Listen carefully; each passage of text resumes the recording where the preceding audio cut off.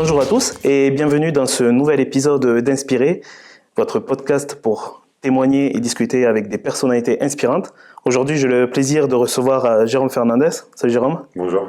Alors, tu es multicasquette, tu es ancien joueur de hand, l'un des plus connus et des plus capés parmi ce sport collectif.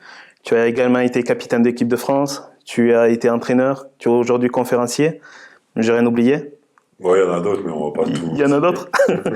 Première question, comment tu expliquerais ton métier ou tes activités de façon ludique à un enfant de 5 ans? Déjà, ce que j'explique aux enfants, c'est que la pratique d'activités sportives est importante pour leur développement, qu'il soit physique ou intellectuel, que c'est un moyen d'intégration aussi au niveau social, de se faire des amis, d'être intégré dans un club, une association, et d'y trouver en fait un équilibre. Et puis on rencontre beaucoup de gens, donc on se construit aussi en tant que personne. Donc il y a un volet bien-être, santé, et puis il y a un volet aussi, on va dire, social, avec un épanouissement personnel. Donc ça c'est important. Et après, par rapport à la seule pratique du handball, je pense qu'on a la chance d'être un sport qui est relativement complet, en termes de motricité, en termes de complémentarité, vu que c'est un sport collectif où tout le monde peut être important et y trouver sa place. Et en plus, on est un sport qui fonctionne dans des clubs associatifs où voilà, les gens sont diplômés, ils sont là pour accueillir les enfants.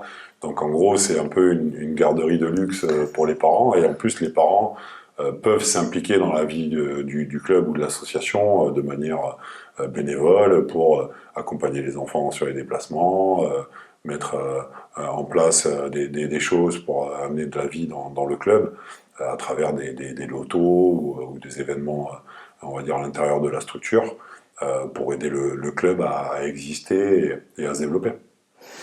Justement, toi, enfant, comment tu étais gamin? Parce que pour retracer un peu le parcours, tu avais des parents qui étaient déjà joueurs et dans le milieu du handball. Tu peux nous expliquer un peu? Ouais, tout à fait. En fait, moi, mes parents se sont connus, ils étaient du même quartier de Bordeaux, à la Bastide, et ils se sont connus au handball puisqu'ils évoluaient tous les deux dans le même club. Et ils se sont connus très jeunes, ils se sont mariés très jeunes, et ils ont eu 3 garçons. Moi, je suis l'aîné des 3. Et donc, en fait, tout notre quotidien était axé sur la pratique du handball parce que le papa jouait, la maman jouait, et les enfants aussi. Donc, chaque jour de la semaine, il y avait les entraînements des uns et des autres. Et puis, le week-end, on était toujours dans les gymnases à pratiquer ou à regarder des matchs. Parce qu'en plus, mes parents, au-delà du fait qu'ils jouaient avec l'équipe senior, ma mère entraînait les jeunes filles du club. Au début, c'était les cadettes, et après, elles sont devenues juniors, et après, elles sont devenues coéquipières dans son équipe. Et mon père arbitrait.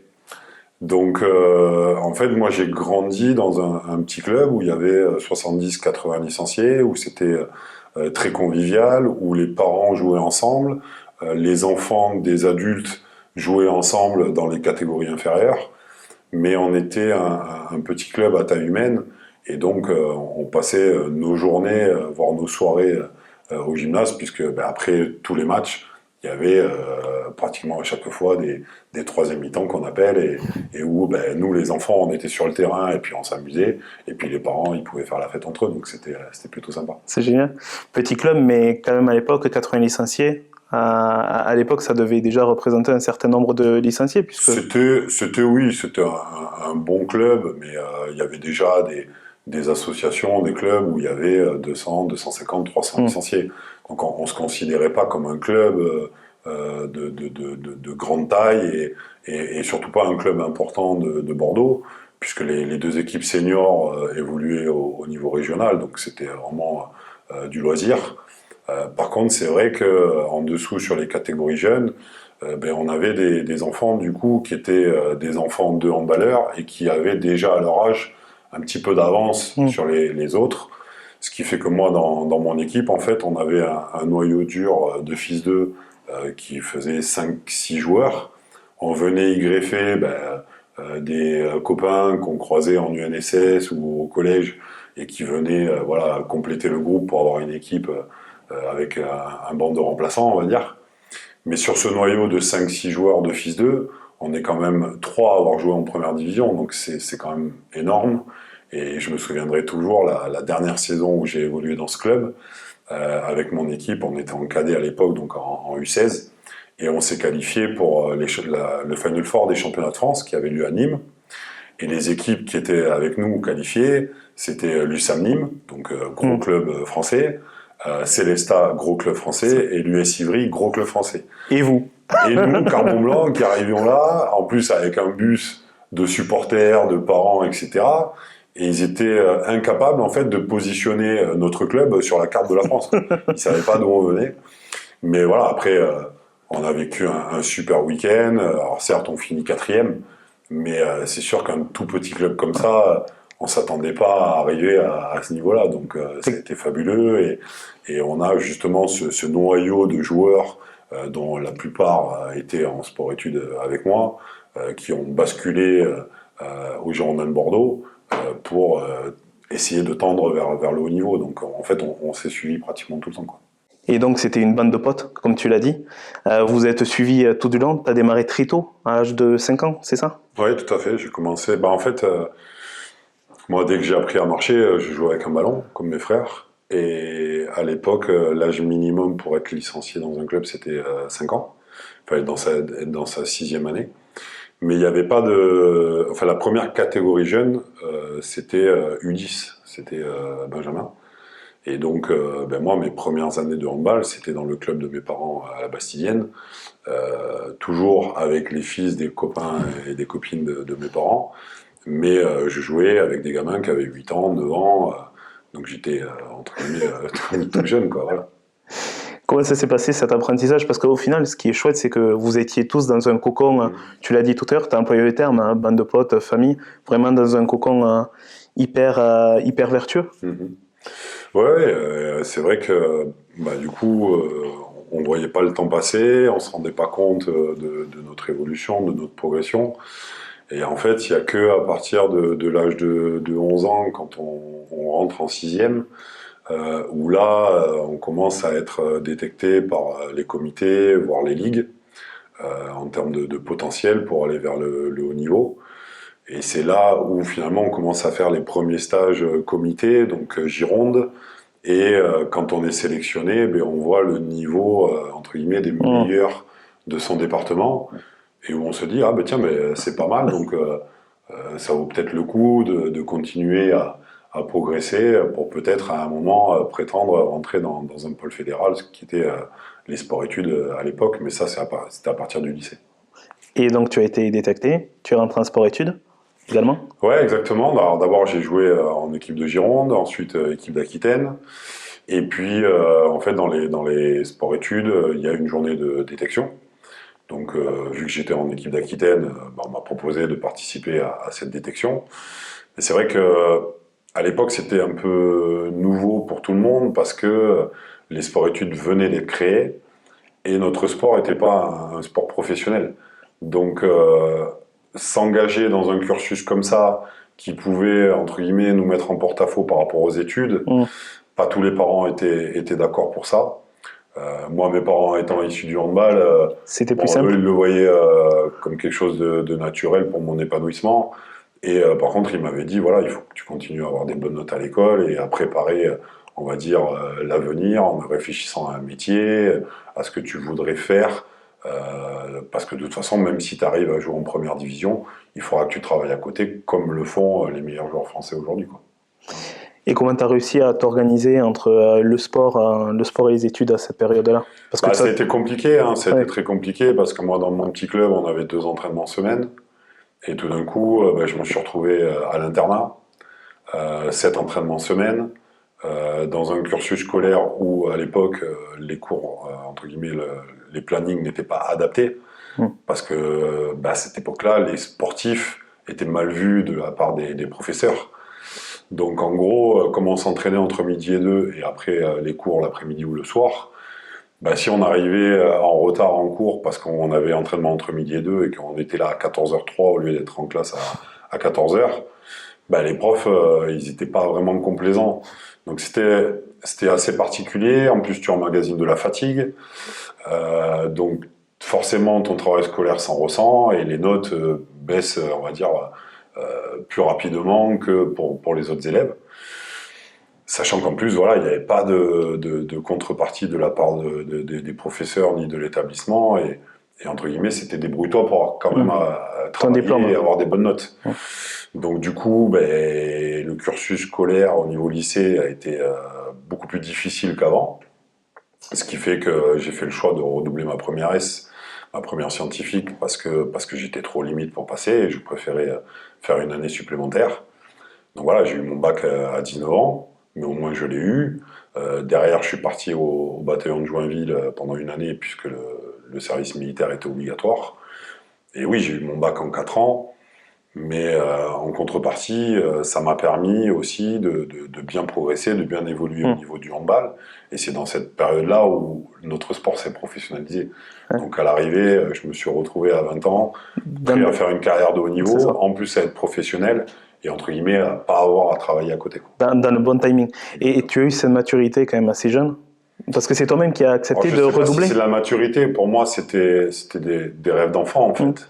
Non, mais ce que je veux dire, c'est d'accepter de redoubler ta première. Oui. C'est toi qui l'as décidé et qui as eu cette maturité de prendre de recul et de te dire... Oui, parce qu'au conseil de classe, les professeurs avaient décidé de me laisser passer en terminale. Mes parents m'ont dit, écoute, vu tes résultats, ça serait peut-être bien de réfléchir à doubler ta première. Et voilà, et puis ben, moi quand je suis venu poser le dossier, ben, j'avais le choix entre ben, je vais en terminale ou je refais une première, et puis ben, j'ai donné le dossier pour refaire une première.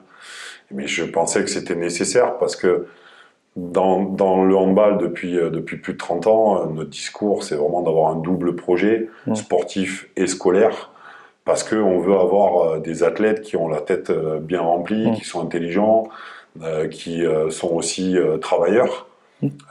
Et donc ça fait des sportifs, des athlètes de haut niveau plus performants, quoi. Voilà. Et aussi gérer l'après quand tu te projettes. Oui, alors là je me projetais pas. Non, pas toi, mais maintenant dans la... Ah oui, c'est sûr que oui, les instances fédérales, bien évidemment, réfléchissaient à ça parce qu'ils savaient très bien qu'un handballeur, même s'il faisait une très belle carrière à haut niveau, il fallait qu'il se reconvertisse à l'époque entre 30 et 35 ans, maintenant c'est un peu plus tard, mais il fallait qu'on ait une deuxième vie professionnel après, quoi.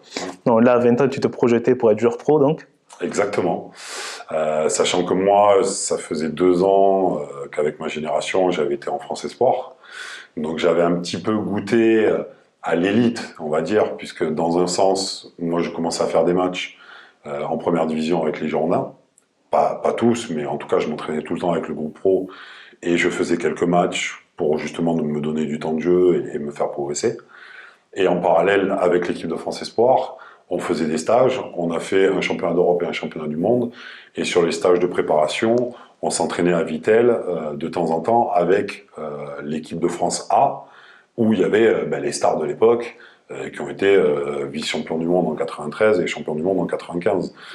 Donc on arrivait en plus à se jauger par rapport à ça et à savoir si on pouvait aller au meilleur niveau français, voire international, ou si, entre guillemets, à un moment, on allait plafonner et il fallait vraiment se mettre à fond sur les études et sur notre futur métier, quoi. Et c'est à ce moment-là où tu as goûté aussi à la compétition.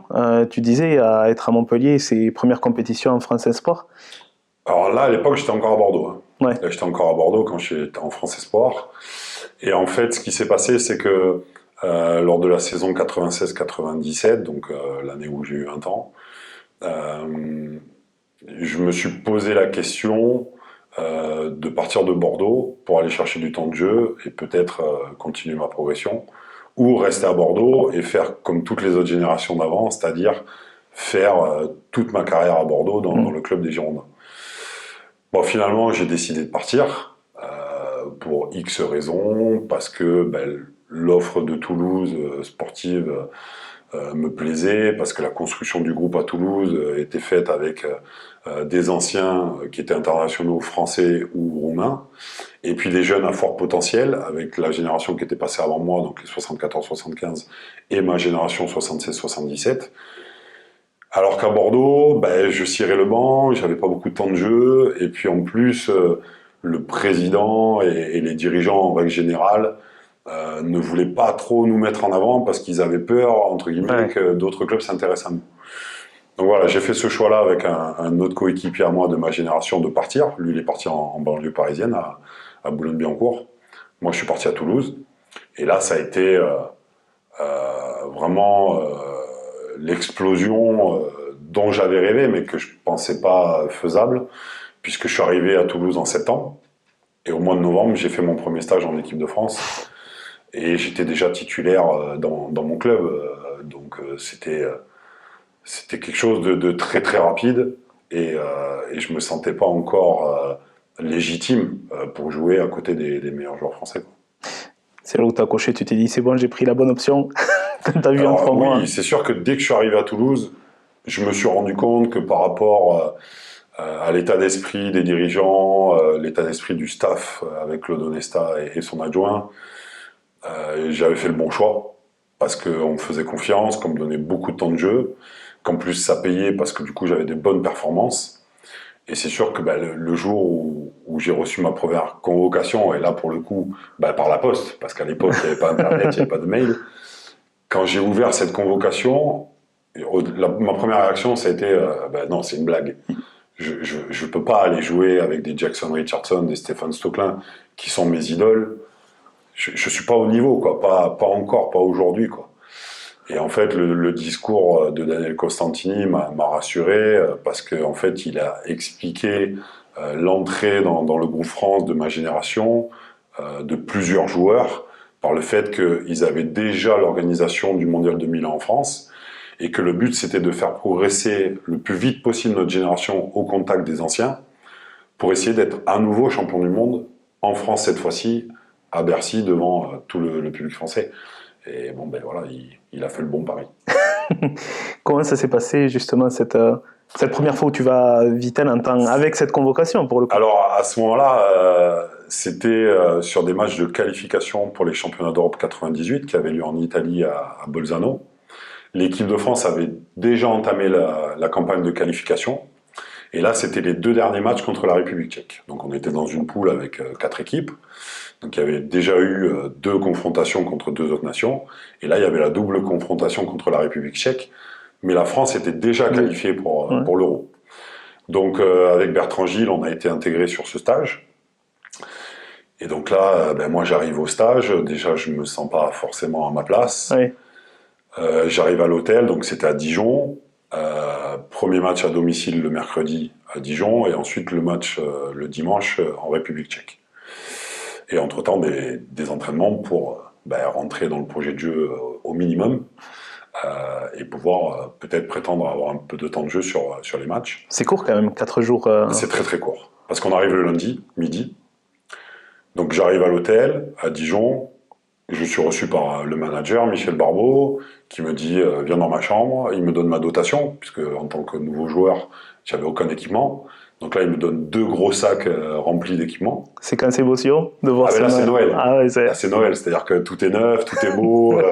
Voilà, et encore, il n'y a pas les maillots de match. Hein. C'est juste la dotation, survêtement, tenue d'entraînement, chaussures, parce qu'à l'époque, à part Jackson Richardson, personne n'avait d'équipementier qui fournissait les chaussures pour les joueurs.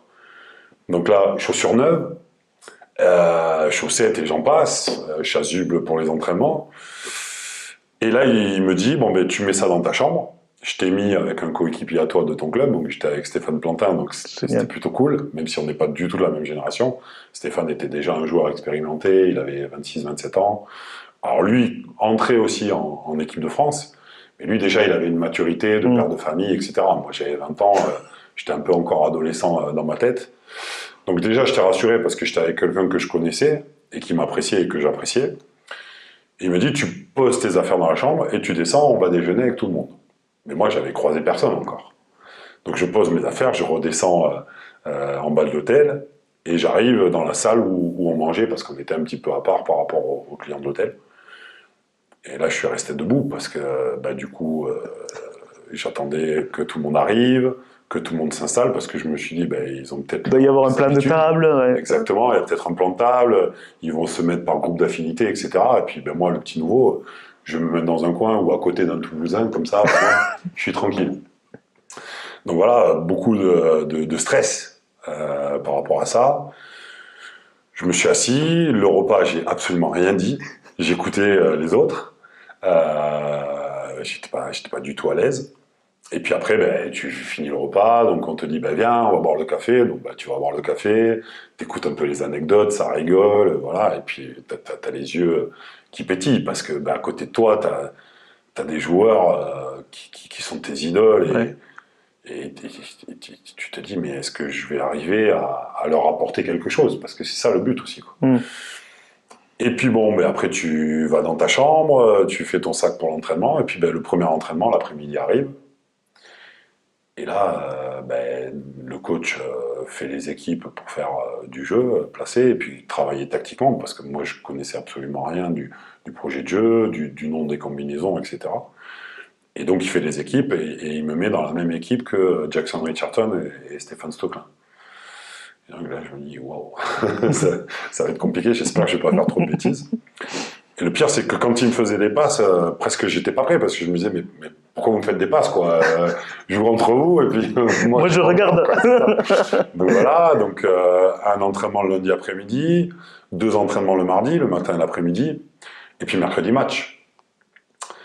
Donc là, j'arrive au match, beaucoup de stress, beaucoup d'appréhension, puis je me dis, bon, de toute façon, tu joueras que si le match se déroule bien, on verra, et puis quand tu seras sur le terrain, ben, fais ce que tu sais faire, et puis on verra ce que ça donnera, quoi. La première mi-temps se passe très bien, moi je suis sur le banc, je suis content, tout se passe bien, on mène largement au score à la mi-temps. Et au retour du vestiaire, Daniel Costantini, moi je m'étais chauffé au cas où, Daniel Costantini me dit, bah ben, Jérôme, tu démarres la mi-temps. Wow, là, c'est la chape de plomb qui te tombe dessus. Donc tu démarres la mi-temps, tu essaies de ne pas faire de bêtises, tu te contentes de faire ce que tu sais faire. Les occasions qui se présentent, ben, tu essaies de les transformer, et puis ben, finalement ça se passe bien, donc je fais toute la mi-temps. Et ben, je prends 4 shoots et je mets 4 buts. À cette époque-là, je défendais pas, donc j'étais que en attaque. Et donc je sors hyper content de mon match. Tout le monde me félicite, c'est génial, premier match, tu mets 4 buts à 100% d'efficacité, bon ben c'est génial.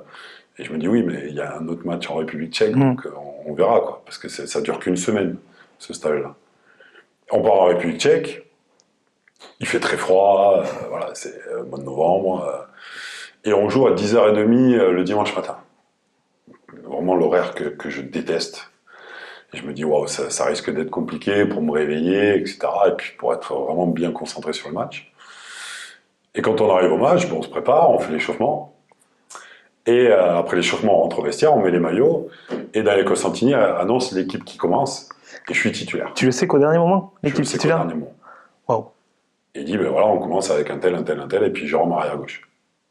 Ah, d'accord. Donc le match démarre. Et puis, ben voilà, j'étais sur la confiance du premier match, et ça se passe bien. Je mets 8 buts, et à la fin du match, je suis élu meilleur joueur du match. Et là, je sors de là, je suis comme un gamin, mais j'en étais un. Hein. Mais je me dis, waouh, là, j'ai marqué des points, peut-être que je serai rappelé au prochain stage. Et j'ai été rappelé au prochain stage, et j'ai été rappelé comme ça pendant 18 ans. Donc la première semaine a été une vraie réussite. Après, il y a eu des hauts et des bas. Beaucoup de bas au début, et puis après des hauts par la suite. Mais en tout cas, voilà, le premier stage, la première semaine, les 2 premiers matchs se sont passés d'une manière presque idyllique pour moi, et ça a été voilà, mon entrée dans le groupe France. Raconter comme ça, du moins, ça paraît idyllique. Ah oui, bah, puis pour moi, j'estimais que j'avais pas le niveau pour être là, donc je m'étais dit, bon, bah, tu auras peut-être 5 ou 10 minutes de temps de jeu par match, et puis si tu fais 1 ou 2 boulettes et que les entraînements, t'es pas trop bien, bon, ben, tu seras peut-être rappelé, mais dans 3-4 ans, quoi. Voilà. Donc là, pour le coup, ben, ça a été génial, et puis voilà, ça a lancé aussi ma carrière, entre guillemets, internationale, parce que ben, le fait d'être rappelé de manière récurrente en équipe de France, ça m'a permis de partir de Toulouse et d'aller dans le meilleur club français à Montpellier en 99.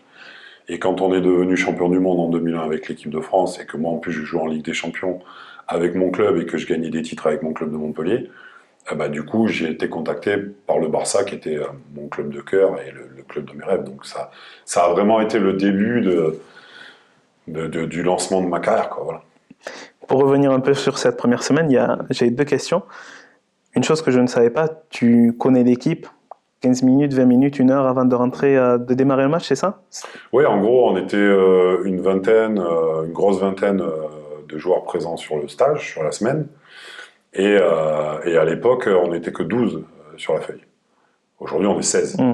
Donc 12, ça voulait dire qu'à chaque fois, le coach, il sacrifiait un poste à l'aile. Il n'y avait qu'un ailier par poste pour le match. Il essayait de doubler les postes sur les postes d'arrière et de pivot, voire de triplé, et après, il mettait 2 gardiens de but. Mais moi, étant jeune joueur, vu les CV des autres joueurs dans le groupe, je m'attendais même pas à être sur la feuille sur l'un des 2 matchs, quoi. Voilà. Ouais. Et comment tu arrives à te concentrer, parce que là, c'est quand même impressionnant, ça je ne savais pas. Tu as l'information après l'entraînement, après l'échauffement, tu rentres dans le vestiaire, jusqu'à ce moment-là, tu ne sais pas si tu joues, tu sais que tu es sur la feuille de match. Je sais que je joue, je sais que je suis sur la feuille de match. Tu sais que tu es sur la feuille de match, mais tu ne sais pas que tu vas démarrer. Quel temps de jeu je vais avoir. Quel temps de jeu tu vas avoir, et tu dois te préparer comme ça. Comment tu arrives à te projeter, à te préparer mentalement pour que, en un quart d'heure... Contrairement peut-être à d'autres sports comme le foot, les titulaires et les remplaçants s'échauffent de la même manière. Oui. Donc tout le monde est prêt, entre guillemets, à démarrer le match. Et en plus, on est dans un sport où les changements se font de manière directe, à n'importe quel moment du match. Donc même quand tu es sur le banc, il faut être prêt à rentrer à n'importe quel moment. Alors c'est plus facile de rentrer au bout de 10 minutes de temps de jeu quand tu es encore un peu chaud qu'à la 25e de la mi-temps. Mais il faut te tenir prêt, quoi. Voilà. Alors, en général, quand tu as passé un peu de temps sur le banc, le coach te dit, tiens, dans 2 attaques, tu vas rentrer. Donc du coup, tu te mets derrière le banc et tu t'échauffes un peu, tu te remues pour être un minimum prêt pour rentrer. Mais surtout, ce qui est, on va dire, impressionnant, c'est que tu n'as pas de repère, en fait. Tu es en sélection. Donc ça veut dire qu'au quotidien, tu ne t'entraînes pas avec ces joueurs-là. Tu t'entraînes avec eux que 2 ou 3 entraînements avant chaque match. Et sur de manière très ponctuelle. C'est-à-dire c'est une semaine tous les 2 mois. Sauf quand on fait la compétition internationale, où là on a une quinzaine de jours de préparation et une quinzaine de jours de compétition. Donc on passe 1 mois ensemble. Quand tu es dans un club, tu construis des automatismes et des habitudes de jeu de manière beaucoup plus rapide. Quand tu vas en sélection, tu joues avec des coéquipiers qui sont dans d'autres clubs. Donc construire des automatismes, ça prend 4, 5, 6 saisons en fait. Tu as parlé de cette semaine de stage.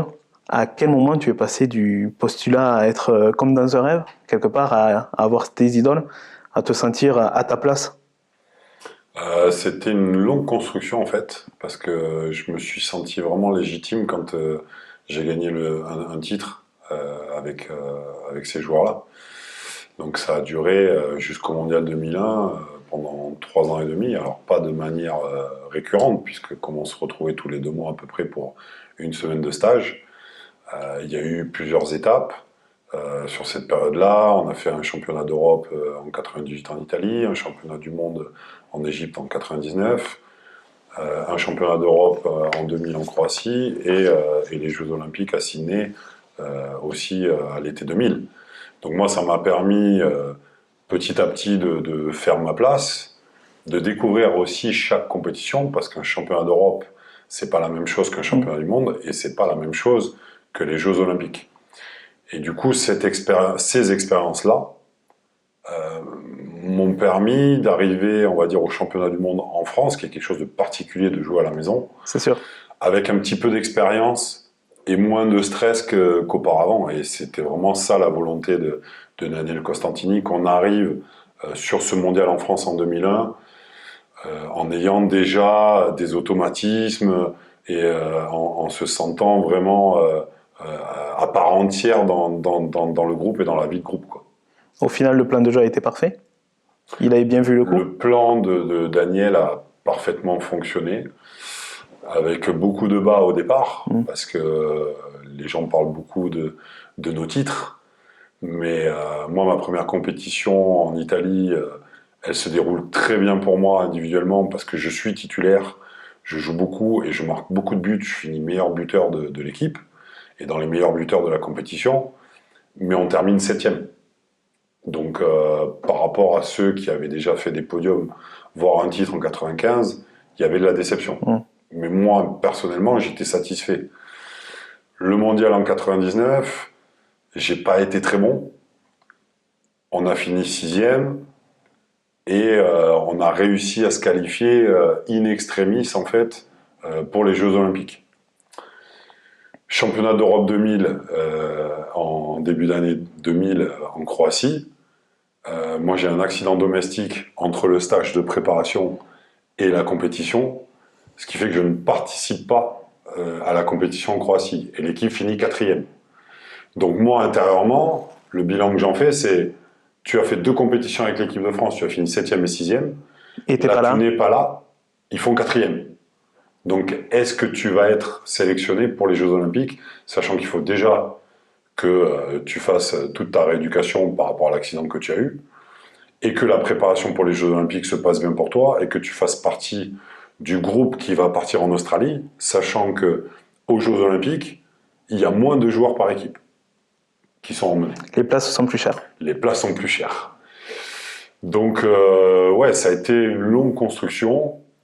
Et finalement, toutes ces expériences-là m'ont servi pour, entre guillemets, me sentir un petit peu plus légitime.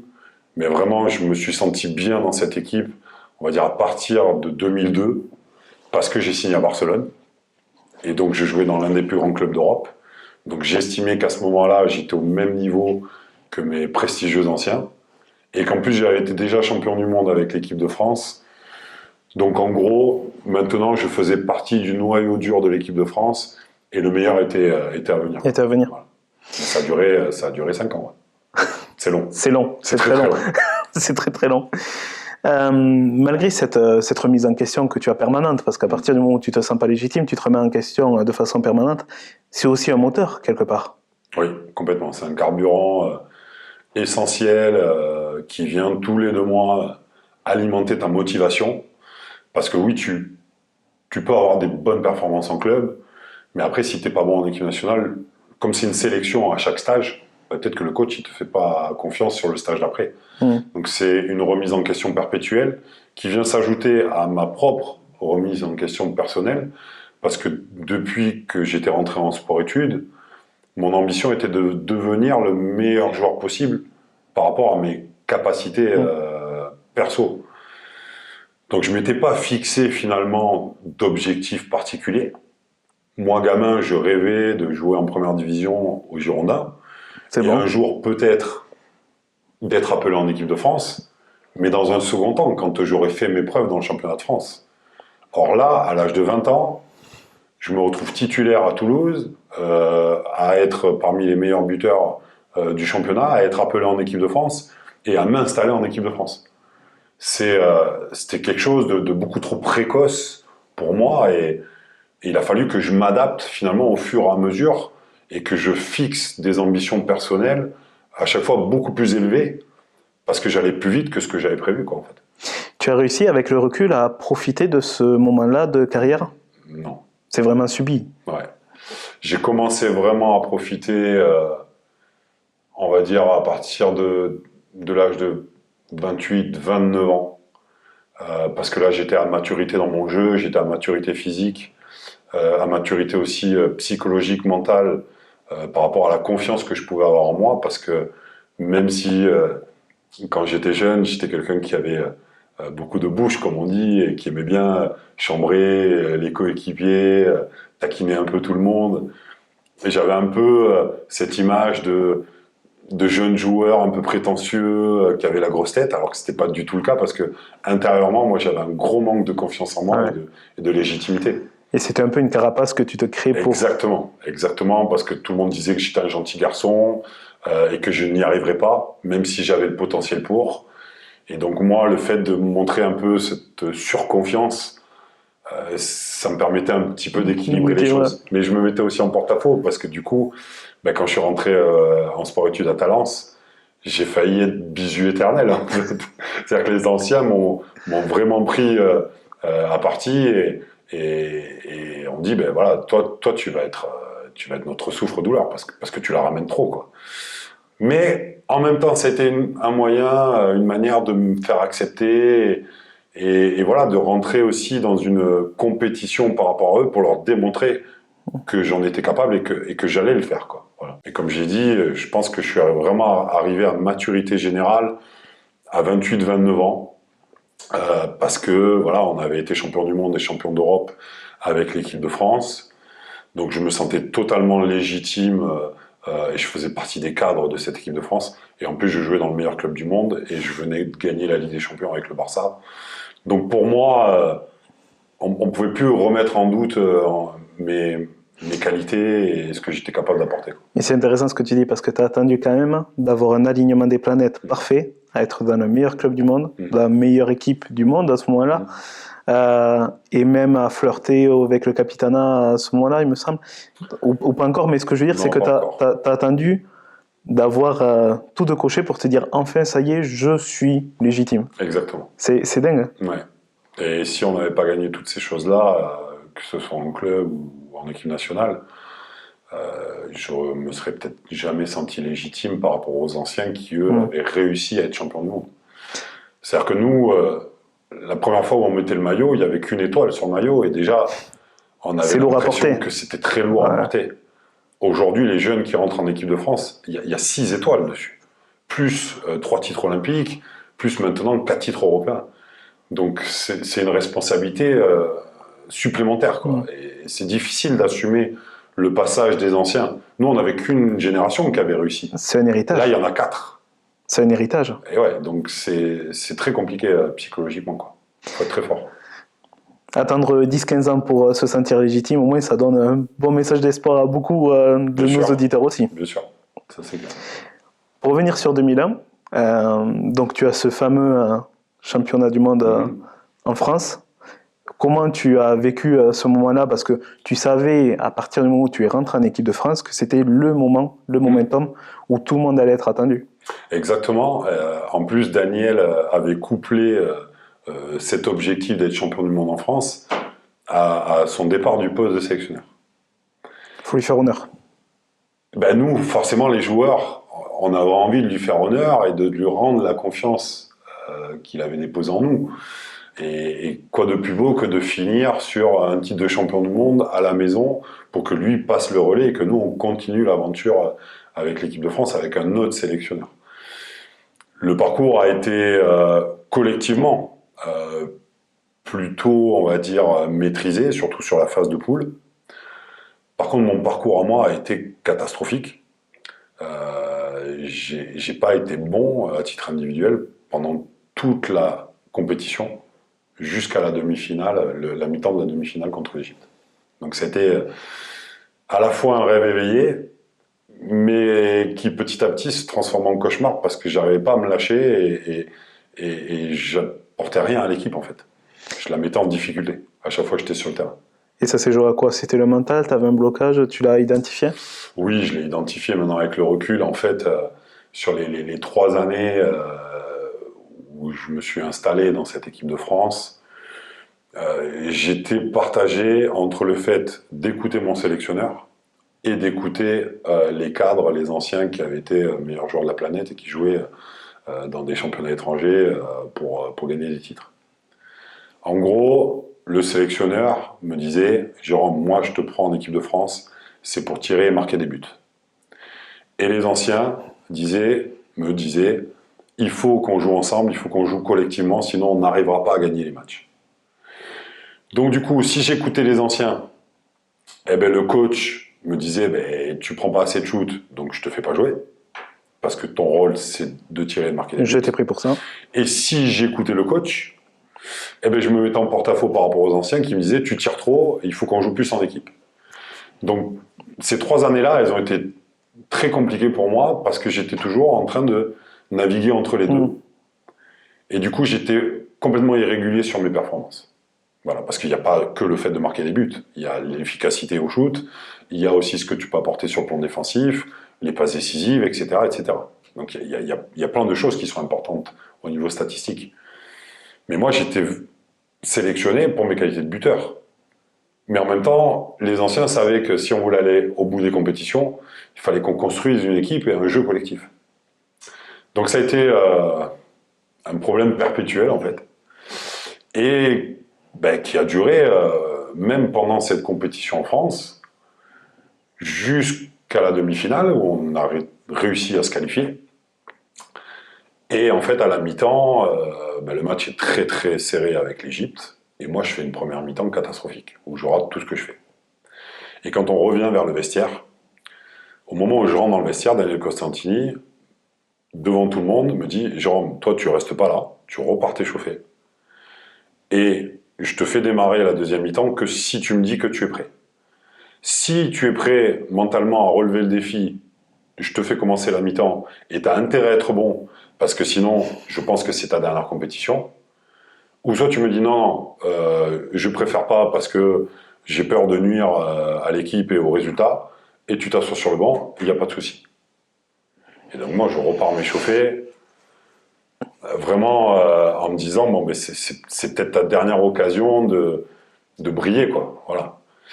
Mais pas dans le mauvais sens du terme, c'est pas de briller individuellement pour avoir la lumière sur moi, c'est d'aider l'équipe à gagner ce match-là, quoi. Et de pouvoir m'installer durablement dans ce groupe. Ouais, donc du coup, Daniel revient du vestiaire avec les joueurs et il me pose la question, est-ce que tu veux démarrer la mi-temps, la deuxième mi-temps? Et je lui dis oui, je suis prêt, pas de souci. Et dans ma tête, je me dis, fais ce que tu sais faire, arrête d'écouter d'un côté les anciens et de l'autre côté Daniel, parce que comme ça, si ça marche, tu aides l'équipe à aller en finale et c'est positif pour toi. Et si ça marche pas, tu n'auras pas de regret, quoi. Parce que tu auras fait ce que tu sais faire avec ta sensibilité à toi, quoi. Et puis la deuxième mi-temps a démarré, et puis j'ai fait une super deuxième mi-temps où j'ai claqué 5 buts, et j'ai vraiment pesé sur la deuxième mi-temps et aidé l'équipe à gagner. Et ça m'a délivré, ça m'a permis aussi de faire une belle finale le lendemain, parce que là, pour le coup, on enchaînait sur le week-end contre la Suède, qui était l'équipe à battre à ce moment-là. C'était la meilleure équipe du monde, avec les Russes. Et donc nous, on était dans une position d'outsider sur cette finale. Et le déroulé du match a été exceptionnel, parce que on a très bien démarré. Moi, je mets les 3 premiers buts. Pour la confiance. Ouais, là, mais moi, je surfais sur la confiance. Ouais. Donc je prends les 3 premiers shoots, je mets les 3 premiers buts. L'équipe de foot, le public scandait 1 et 2 et 3-0, parce que le foot a été champion du monde 3 ans auparavant. Donc vraiment l'ambiance était exceptionnelle. Moi je mets 8 buts sur le match, on arrache les prolongations grâce à un but venu de nulle part de Grégory Anctil, et on gagne aux prolongations, quoi. Et là il y a tout Bercy qui s'est enflammé, et puis nous on était tous en pleurs, mais de joie, et c'était grandiose, quoi. Le fait d'être champion du monde chez soi pour cette première fois, c'était incroyable. Oui, et puis, comme tu l'as dit, cette fin de carrière et de parcours de l'entraîneur, hein, Ouais, c'est top. alors en plus, l'anecdote est magnifique, c'est que Daniel, alors je sais pas si c'est par soulagement, par émotion, et s'est mis à pleurer, donc il est parti dans les vestiaires. Et il ne voulait pas aller sur le podium avec nous. Et en fait, c'est Jackson Richardson, qui était capitaine à ce moment-là, qui est allé le chercher et qui lui a dit « Ta place, elle est avec nous sur le podium, et voilà, il faut qu'on te rende hommage, nous et le public, sur ce podium, quoi. » Et donc, il a accepté de revenir, et l'image était parfaite, quoi. C'est incroyable. Et donc, juste après, Barcelone. On va parler un peu du parcours de Barcelone. Oui, en gros, suite à ce titre, donc ça, c'était début février 2001.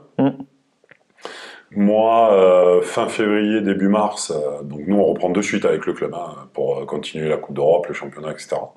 Un mois après, à peu près, je reçois un coup de fil, et à l'autre bout du téléphone, la personne se présente en tant que Valero Rivera, coach du FC Barcelone, intéressé pour me recruter pour la saison prochaine.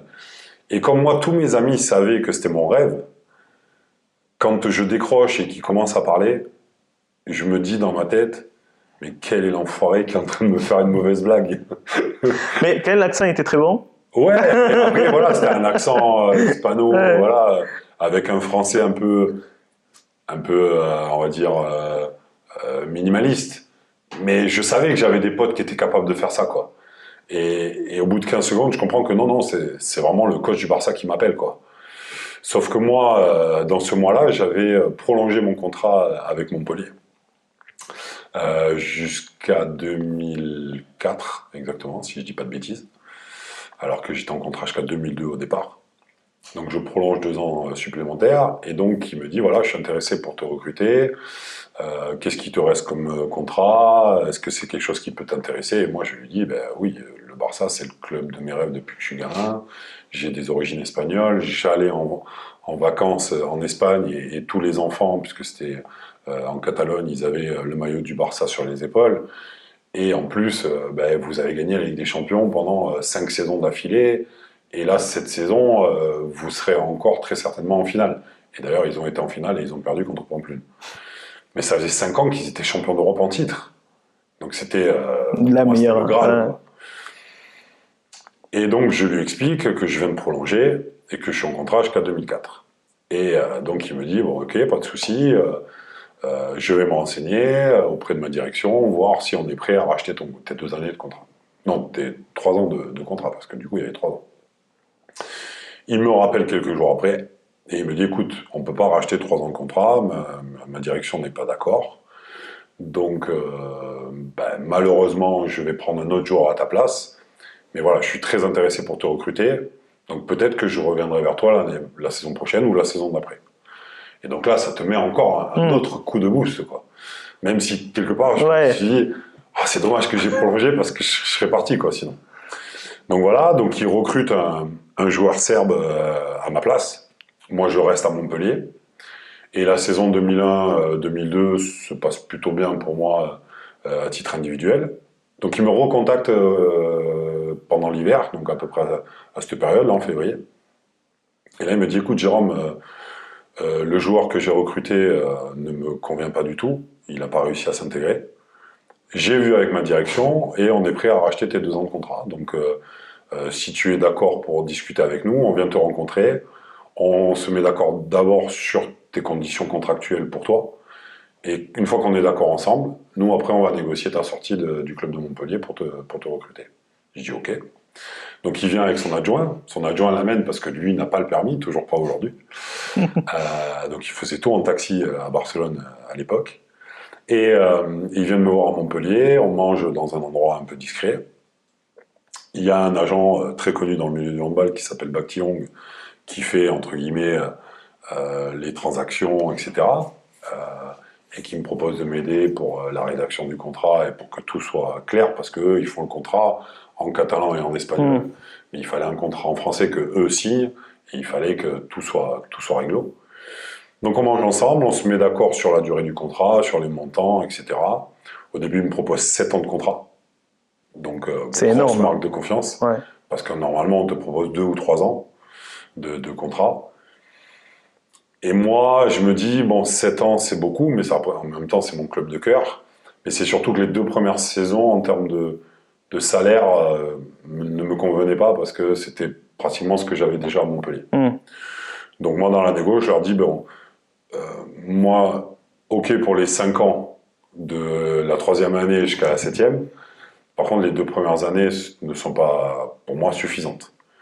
Donc ils me disent, bon, bah, ok, bah, on enlève les 2 premières années, tu signes 5 ans et on démarre à la 3e année avec ce salaire-là, si ça te convient. Et je dis ok.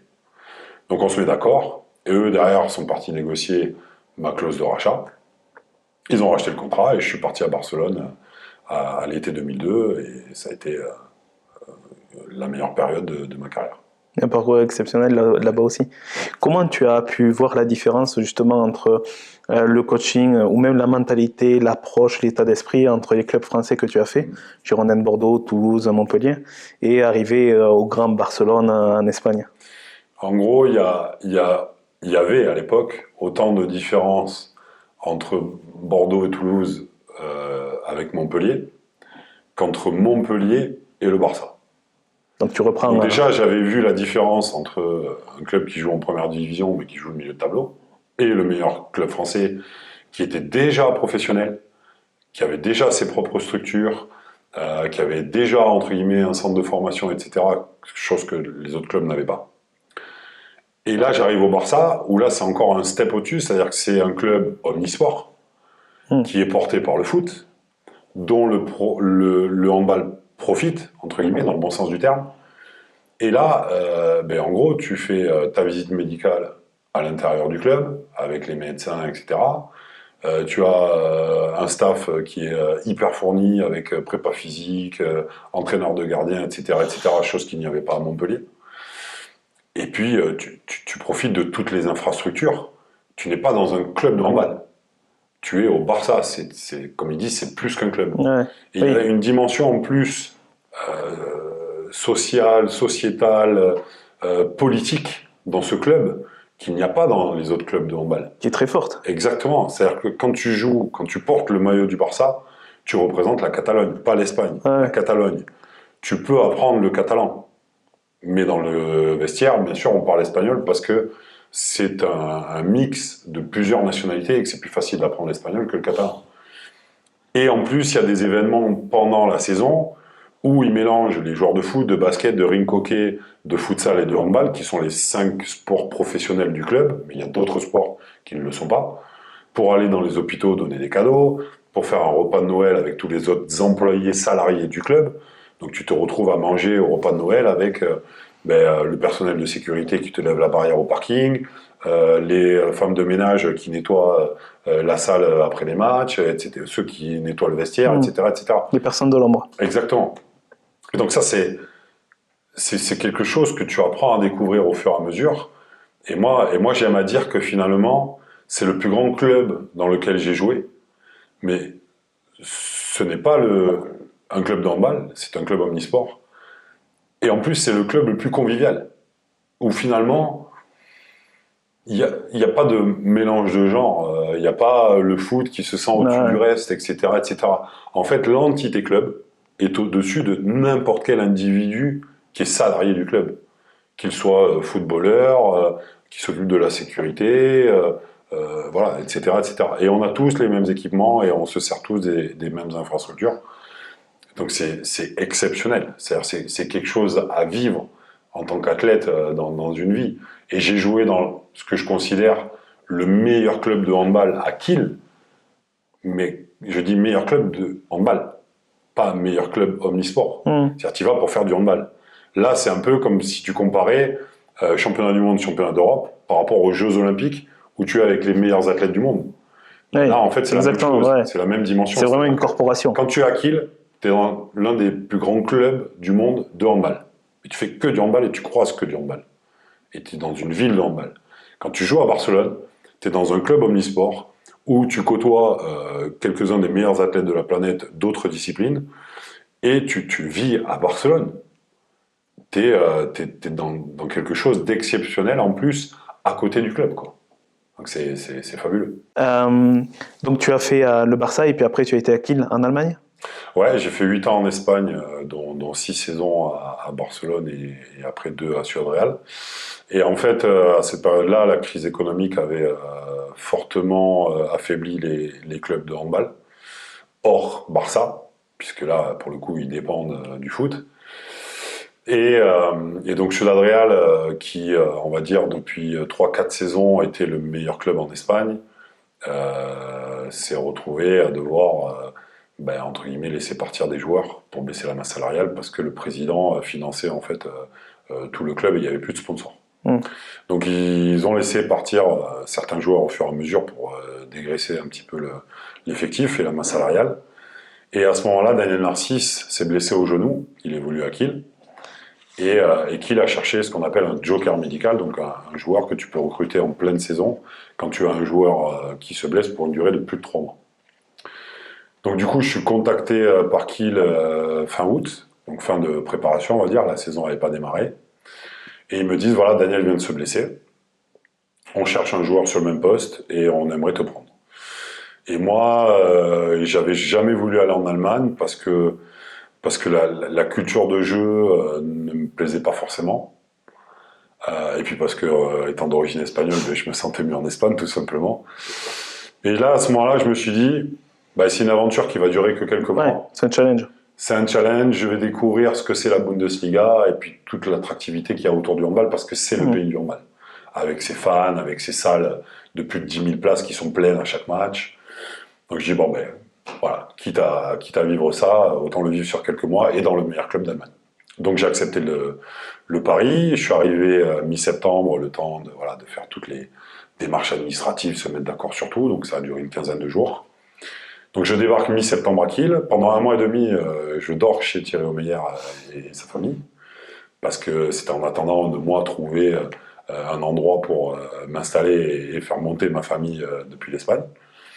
Et donc, ben voilà, je découvre l'effectif, je commence à faire les matchs, découvrir le championnat, on attaque la Ligue des Champions aussi avec le club. Et ça a été une année assez particulière parce que ben, le coach avait déjà tendance à faire jouer toujours les 7, 8 mêmes joueurs. Mais comme en plus moi j'étais là en tant que joker médical, en attendant que Daniel revienne et que pour cette saison-là, ben, il me faisait rentrer très rarement. En fait. Mais la saison s'est très bien passée pour moi. À chaque fois que j'étais sur le terrain, et puis même en dehors, je m'entendais très bien avec les joueurs. J'étais très bon aux entraînements. Ce qui fait que vers la fin de la saison, le manager du club est venu me voir et m'a dit ben voilà, Jérôme, je voulais te voir parce que on est prêt à te proposer, pour le coup, un vrai contrat pour une prolongation de 2 ans. Et moi, à ce moment-là, ma volonté, c'était de rentrer en France pour que mon fils, qui allait avoir 4 ans, puisse démarrer sa scolarité en France. Et donc, je lui explique que voilà, je me suis mis d'accord avec le club de Toulouse pour revenir en France. J'ai signé un contrat de 4 ans à partir de la saison suivante. Mais le club est en train de se battre pour rester en première division. Et que du coup, entre guillemets, s'il ne reste pas en première division, je ne pourrais pas y aller, parce que je ne vais pas aller jouer en deuxième division. Moi, j'avais encore l'équipe de France, etc. Oui. Et donc, il me dit, ben, donc du coup, ça veut dire que s'ils descendent en deuxième division, tu ne pars pas et tu peux rester chez nous. Oui, oui, bien sûr. Mais je dis là, le problème, c'est qu'ils sont en train de se battre pour le maintien, et ils ont un de leurs meilleurs joueurs, qui pour l'anecdote est le coach aujourd'hui de Toulouse, qui vient de se blesser. Et ils m'ont demandé en fait de me libérer de Kiel pour venir finir la saison avec eux. Donc, deuxième contrat de joker médical dans la saison, dans la même saison. Le mec qui vient pour te proposer 2 ans et tu lui dis non mais je vais partir. Non, je veux partir maintenant pour aller à Toulouse, pour sauver le club et pouvoir enclencher les 4 ans de contrat que j'ai derrière et pouvoir préparer ma reconversion. Et là, il me dit très crûment, ben écoute, je te laisse pas partir. Parce que comme ça, ben, peut-être qu'ils descendent. Il reste que son intérêt. Et tu restes avec nous. L'aventure avec nous pendant 2 ans. Alors moi, je lui dis, avec le sourire, je lui dis, ben, merci pour la confiance, parce que ça prouve que vous avez envie que je reste.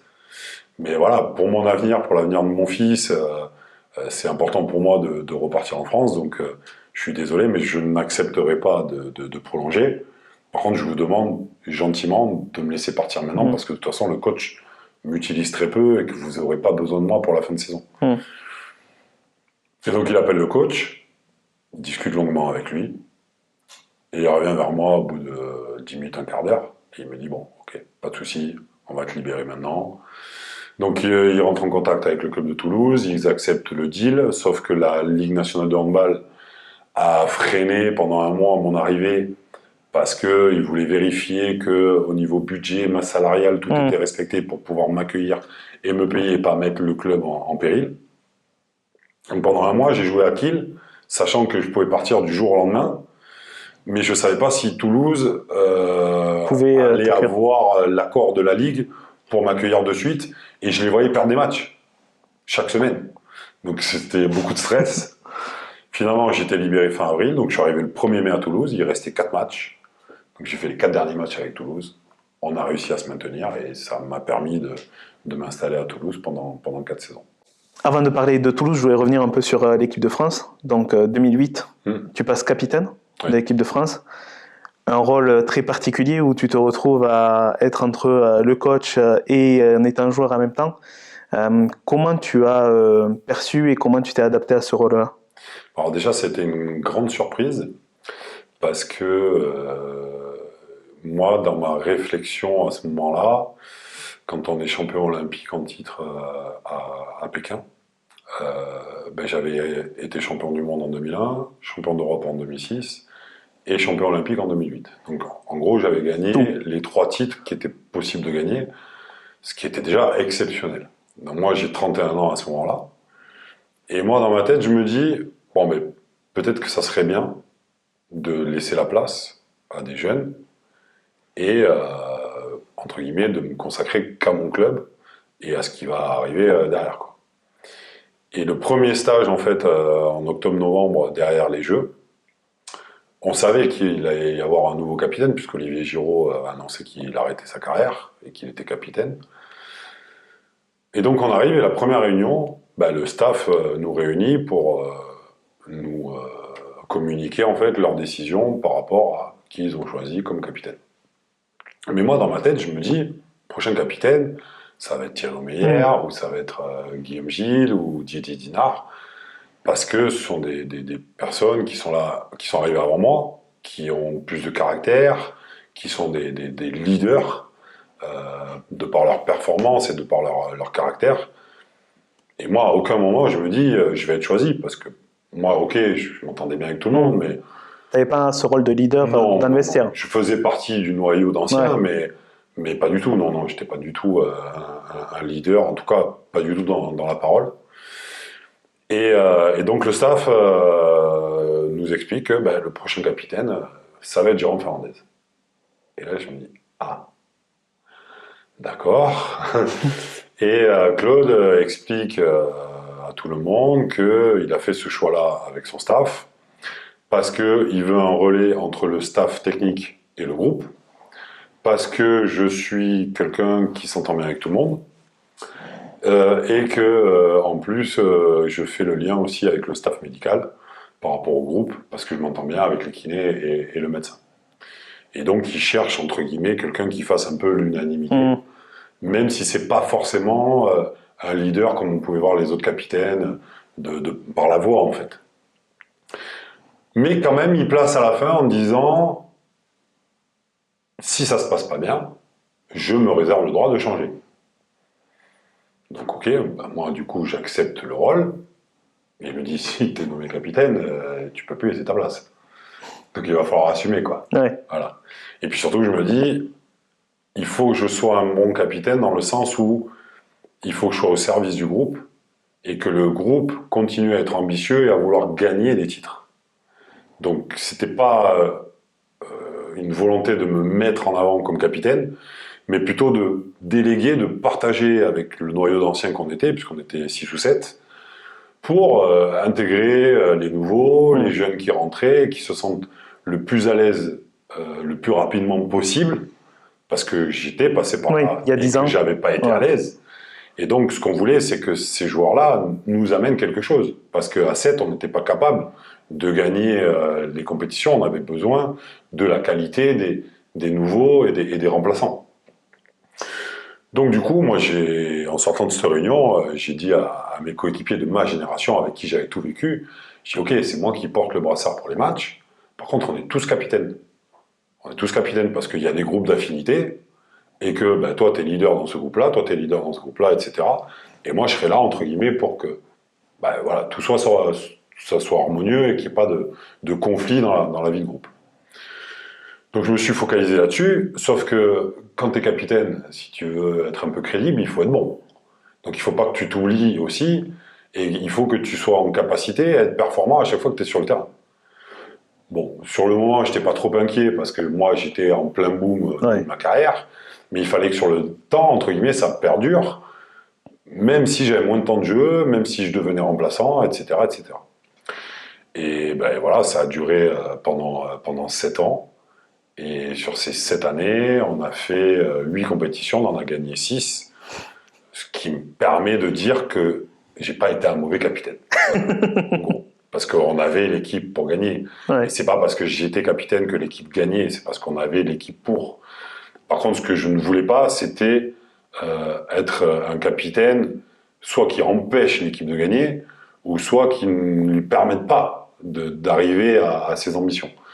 Et comme j'étais avec certains joueurs qui étaient très ambitieux et qui voulaient gagner chaque compétition, et voilà, on a fait en sorte que le groupe vive bien et que les relations soient bonnes entre le staff technique, le staff médical, le groupe et les différents groupes d'affinités à l'intérieur du groupe de joueurs.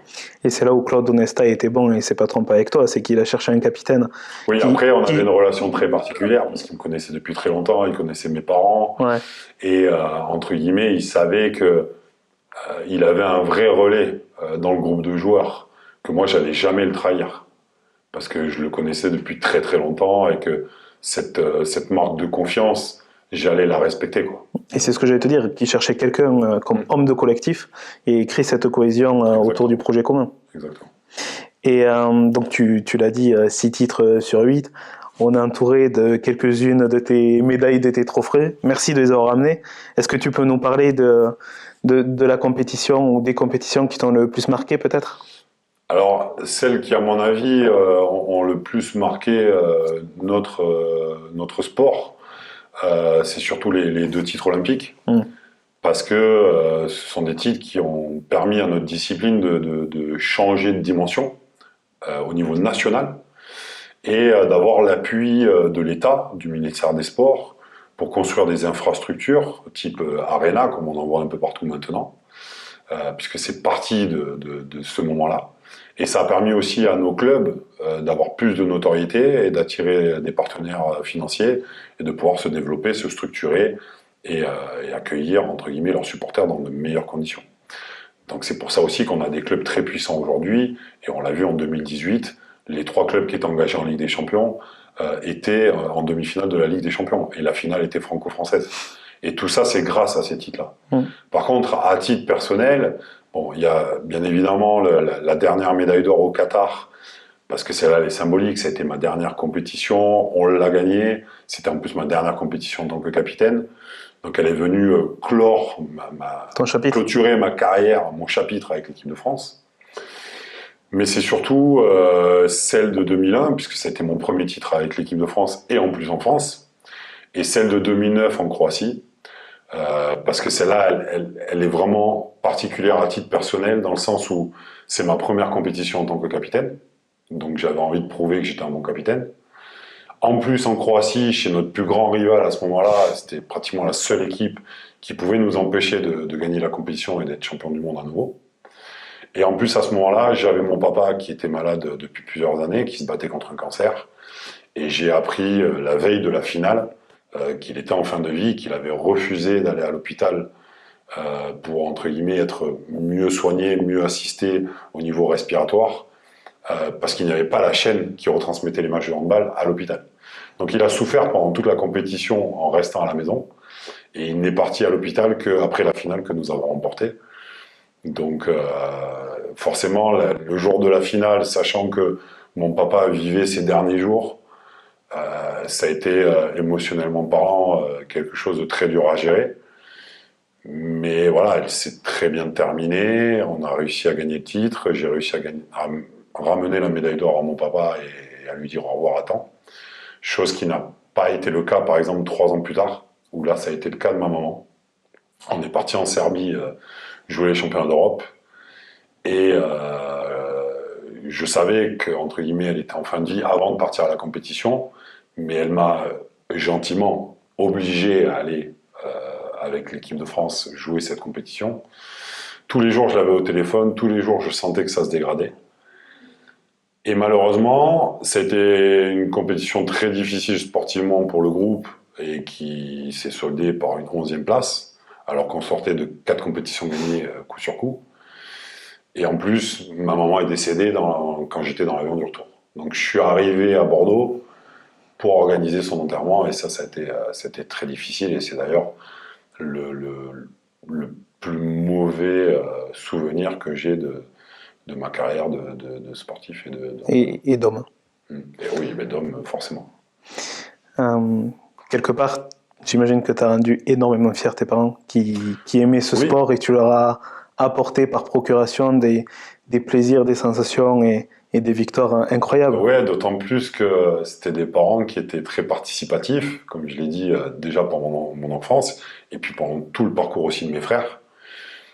Et à partir du moment où je suis devenu professionnel à l'âge de 20 ans, ils sont venus de très nombreuses fois me soutenir en tribune.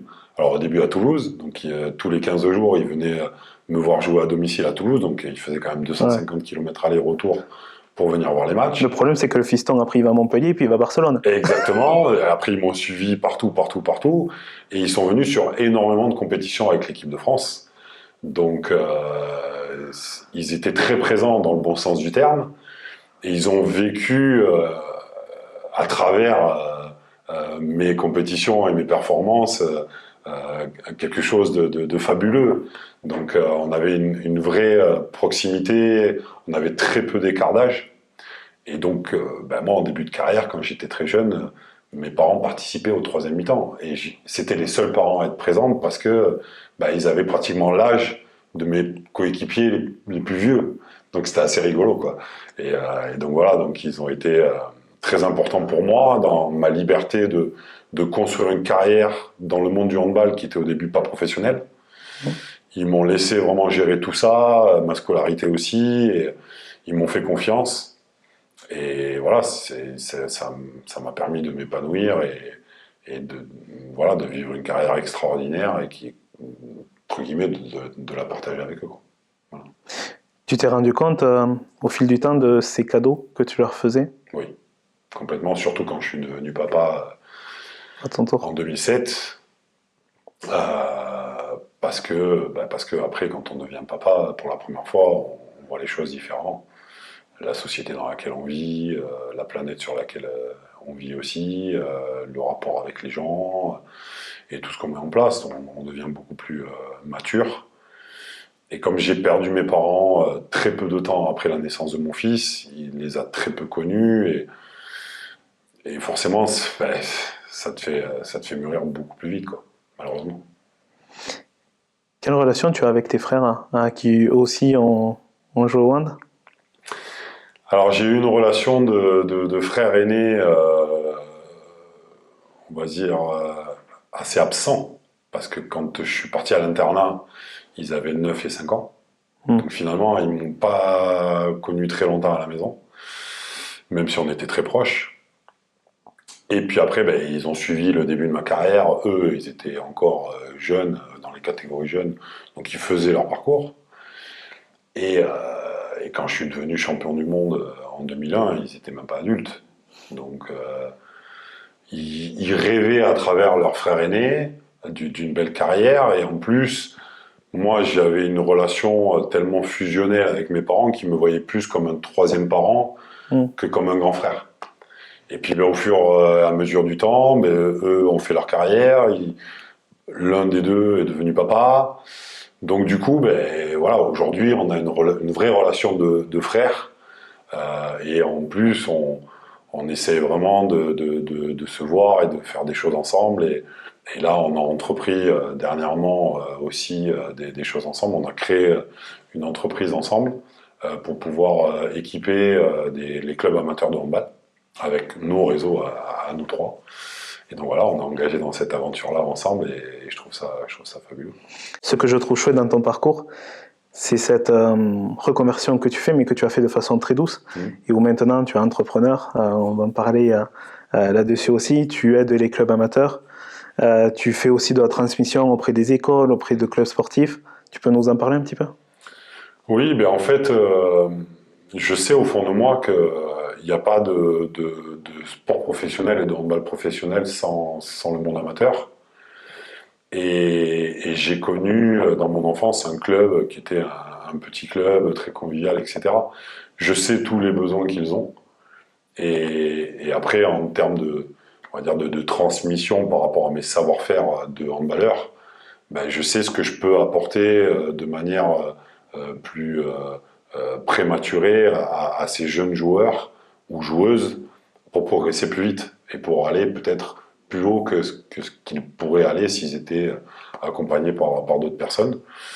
Donc voilà, j'ai très envie d'aider le monde amateur et ça fait partie d'une des facettes de ma reconversion en tant qu'entrepreneur, même si après je fais d'autres choses dans d'autres disciplines. On peut en parler? Le paddle? Ouais, voilà, le paddle où je suis très investi depuis maintenant plus de 3 ans. Je pratique beaucoup. Accro? Ouais, accro. Je me suis construit un réseau grâce à cette discipline. Et aujourd'hui, ça me permet de pouvoir, de par mon réseau, aider des gens à acheter et installer des terrains ou à monter carrément des structures, des complexes de padel. Donc voilà, c'est quelque chose qui est très passionnant. et qui est en plein boom en France. On est à peu près là où on était l'Espagne il y a une vingtaine d'années. Donc il y a tout à construire et il y a beaucoup de gens qui ont envie de monter des projets parce que comme moi, ils sont addicts à ce sport. Donc voilà, je suis ravi de pouvoir aussi, entre guillemets, avoir ce volet-là dans ma vie au quotidien parce que c'est quelque chose qui me fait vibrer et qui me passionne. Ouais, ça donne du sens à ta vie et tu l'as découvert il y a 20 ans quand tu étais au Barça, donc tu as vu cette Alors je émergence l'ai à vu l'époque. éclore, c'est vrai que j'ai vu les terrains, entre guillemets, Mm. pousser un peu partout, mais j'avais jamais pratiqué quand j'étais en Espagne parce que j'étais tellement pris par le handball que j'avais pas le temps de découvrir cette pratique. Je l'ai découverte finalement en 2020 et quand j'ai eu du temps. Donc finalement, bah, c'était repoussé pour mieux sauter, quoi. Et tu as ce côté transmission qui est très fort, on le sent, tu es passionné, enfin, tu as tes yeux qui pétillent quand tu parles de tout ça. Tu fais aussi des conférences auprès d'entreprises, de sociétés, pour parler de ton parcours, que ce soit au niveau du management, au niveau de l'individu dans un collectif. Exactement. Ben, en fait, depuis que je suis rentré en France en 2011, j'ai profité des très bons résultats qu'on a eu en équipe de France et du fait que j'étais capitaine, donc j'étais un peu mis en lumière aussi. On m'a beaucoup contacté en fait pour intervenir sur des conférences, sur des séminaires d'entreprise. Et puis, ben, chemin faisant, j'en ai fait de plus en plus. Et aujourd'hui, ça représente une partie aussi de mes activités. Et le but, c'est vraiment de faire le parallèle entre le monde de l'entreprise et le monde du sport professionnel collectif, parce qu'on travaille en équipe, et d'apporter peut-être des éclairages ou du conseil sur des entreprises qui sont alors soit en reconstruction, soit qui veulent surfer sur une réussite, soit qui veulent rebondir après une année compliquée, etc., etc. Donc il y a plusieurs thèmes qui peuvent être abordés, mais le plus important, et c'est un peu le mot que j'emploie, en tout cas le mot sur lequel je mets l'accent dans mes conférences, c'est la dimension humaine à l'intérieur du groupe, que ce soit une entreprise ou un sport collectif. On ne peut pas réussir si humainement on ne se connaît pas bien et on ne s'apprécie pas. Je ne dis pas qu'il faut être ami, mais par contre il faut apprendre à se connaître, il faut apprendre à s'apprécier pour mieux collaborer ensemble, connaître les qualités et les défauts de chacun et pouvoir s'entraider, construire des choses ensemble et avoir des objectifs ambitieux collectivement, mais qui restent atteignables et continuer perpétuellement à se fixer de nouveaux objectifs de plus en plus ambitieux pour la réussite collective et puis pour l'épanouissement personnel. Voilà. Ça fait le parallèle parfait avec ce que tu as expliqué sur ton rôle de capitaine d'équipe de France. Et bon, tu es joueur, capitaine, tu as été entraîneur, tu es dans la transmission. Donc tu as toutes ces casquettes-là qui sont hyper intéressantes. Juste pour finir, 2-3 questions. Quelle est la dernière personne inspirante qui t'a marqué récemment? La dernière personne inspirante. Ou rencontre? Ouais. Ah, c'est une excellente question. Je suis en train de remonter en arrière.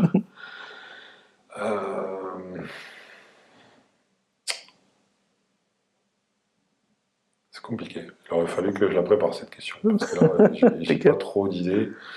Comme ça, pour répondre rapidement, je dirais que c'est un entraîneur que j'ai eu à Ciudad Real qui s'appelle Talant Duchevaev, qui a été l'un des meilleurs joueurs du monde dans la période où il était joueur et qui est devenu un excellent coach qui a gagné plusieurs Ligues des Champions.